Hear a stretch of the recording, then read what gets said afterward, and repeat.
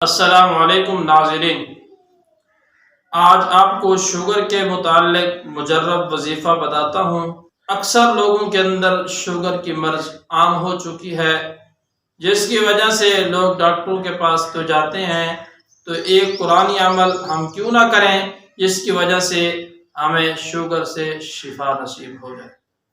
تو سامعین، جن احباب کو خدا نخواستہ شوگر ہے تو ان آدمی کے لیے یہ وظیفہ مجرب ہے۔ کیا اس کے اندر کام کرنا ہے کہ سب سے پہلے تو آپ نے درود شریف پڑھنا ہے 7 مرتبہ، پھر اس کے بعد سورۃ البنی اسرائیل 15ویں پارے کے اندر اس کی آیت نمبر 80 ہے، اور یہ آیت آپ کو سکرین کے اوپر نظر آ رہی ہوگی۔ رب ادخلنی مدخل صدق واخرجنی مخرج صدق واجعلنی من لدنک سلطانا نصیرا۔ یہ قرآن پاک کی آیت ہے، رب ادخلنی مدخل صدق واخرجنی مخرج صدق واجعلنی من لدنک سلطانا نصیرا۔ آپ سکرین پر بھی اس کو دیکھ لیں۔